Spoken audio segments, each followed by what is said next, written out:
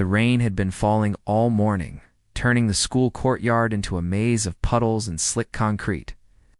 Mia kept her eyes down, her fingers clutched tightly around the straps of her worn-out backpack, hoping no one would notice her slipping past the noisy clusters of students. Oh, she had learned long ago that eye contact was an invitation for trouble. For months, she had been the quiet shadow in the corner, the one who never spoke unless directly asked. But that morning, as she crossed the courtyard, she felt a sudden shove from behind. She stumbled, her book spilling across the wet ground, and before she could react, rough hands grabbed her chest. Time froze. Her breath caught in her throat. She could hear the mocking laughter around her, the cruel whispers slicing through the cold air like knives. Her heart pounded in her ears, drowning out everything else. And in that moment, a part of her wanted to disappear forever. But another part, buried deep beneath years of silence, began to stir. They didn't know. They couldn't possibly know what she had survived before coming here. They didn't know that she had once stared death in the face and fought her way back to life. Mia had always been quiet, but her silence wasn't weakness. It was armor. 2 years earlier, she had lived in another city in a small apartment with peeling paint and windows that rattled when the wind blew. Her mother had been gentle and loving, but sick. Her father was gone. He had left when Mia was 8. By 14, Mia had become her mother's caretaker, cooking simple meals, helping her take medicine, and walking her to the doctor's appointments. She had no time for friends, no time for herself. And then came the night that changed everything, the night of the fire. It had started in the apartment downstairs, creeping up the walls like a living monster. Mia had dragged her mother through the thick smoke, coughing until her chest burned, her eyes streaming from the heat.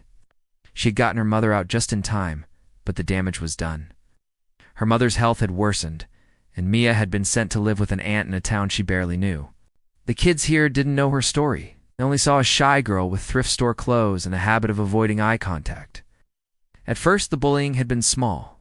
Whispers when she walked past, giggles when she answered a question in class. Then it became bolder, a shove in the hallway, notes left in her locker calling her names. Mia swallowed it all, telling herself she could endure it, that this was nothing compared to what she'd faced before. But the incident in the courtyard was different. It was invasive. It was humiliating. It lit a fire in her that she hadn't felt in years. That afternoon, she went home to her aunt's small, tidy house.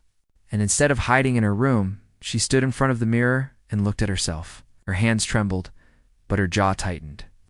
She thought of her mother's words from years ago. Your silence is strong, but your voice can be stronger. The next day at school, Mia felt the stares. The bullies smirked when they saw her, expecting her to lower her head as always.